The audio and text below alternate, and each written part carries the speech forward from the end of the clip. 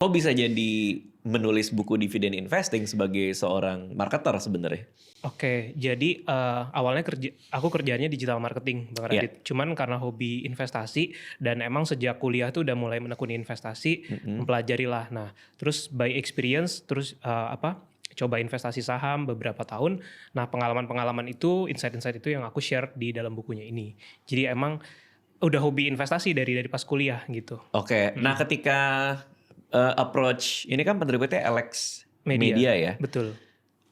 itu approach-nya gimana? Apakah lo dateng ngasih bukunya udah jadi? Mhm, Karena kan di antara investor-investor lain kan lo nih yang akhirnya diterbitkan iya. sama penerbit gitu. Itu gimana approach-nya? Nah, sebenarnya selain bekerja di digital marketing, tahun 2012 tuh aku udah nulis buku, Bang. Jadi Oke. sejak SMA, belajar udah nulis buku tentang digital marketing. Nah, pas 2020, 2021, kebetulan kan udah kenal sama editornya, redaksi, dan lain-lainnya. Jadi kepikiran lah waktu itu buat, kayaknya kalau gue bikin buku tentang saham juga, boleh ya mungkin dieksplor sama mereka dikasih kesempatan gitu. Jadi Oke. aku udah propose idenya dulu, sama gambaran bukunya kayak gimana, disetujui sama mereka, udah aku kerjain naskahnya. Jadi emang udah nulis di Alex dari 2012. Nah, dividend investing tuh nggak banyak yang ngambil opsi itu. Mhm, Kalau investor-investor kebanyakan di Indonesia kan iya yang cuan-cuan, yang apa iya. capital gain gede gitu. Kenapa lo arahnya ke dividend investing?